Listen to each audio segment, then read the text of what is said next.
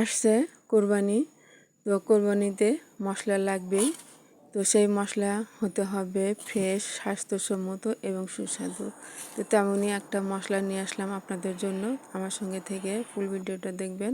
আসসালামু আলাইকুম, সবাইকে অগ্রিম ঈদ উল আজহার শুভেচ্ছা। তো এখানে আমি সেই মশলার জন্য নিয়ে নিলাম 4-5টা তেজপাতা, ধুয়ে কেটে নিয়েছি।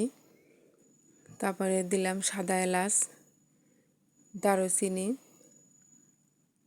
কালো এলাচ, সাদা গোলমরিচ এবং কালো গোলমরিচ, লবঙ্গ আছে। তারপরে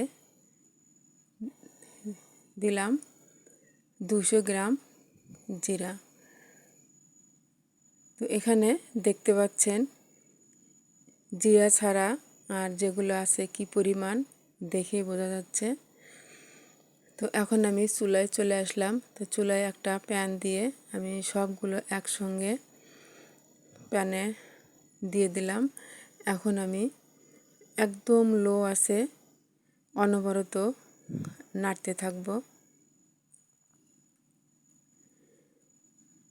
মুসমুসে হবে, কিন্তু কড়া করে ভাজবো না এবং যাতে পুড়ে না যায় সেজন্য অনবরত নাড়তে হবে। যখন একদম মুড়মুড়ে হয়ে যাবে তখন আমি চুলাটা অফ করে দেব।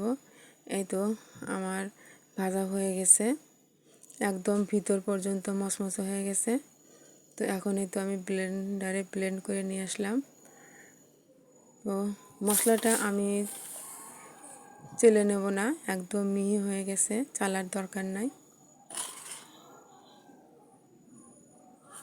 তো এই মশলাটা খুবই সুস্বাদু। এই মশলা মাংস, যে কোনো মাংস, খিচুড়ি, সবজি, নিরামিষ, এমনকি নুডলসে যে আমরা রান্না করি নুডলসে এই মশলাটা ব্যবহার করা যায়।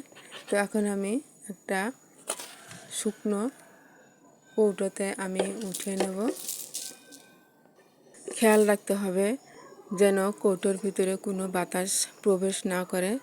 বাতাস না গেলে এই গুঁড়া বহুদিন ব্যবহার করা যাবে, এর স্বাদ গন্ধ কোনোটাই নষ্ট হবে না। তো আপনারা চাইলে বাড়িতে এরকম মশলা তৈরি করতে পারেন। এতে ফ্রেশ এবং স্বাস্থ্যসম্মত একটা মশলা পাওয়া যাবে এবং স্বাদেও পরিপূর্ণ একটা মশলা পাওয়া যাবে। ভিডিওটি কেমন হলো বলবেন, ভালো লাগলে লাইক, কমেন্ট, শেয়ার দিয়ে পাশে থাকবেন।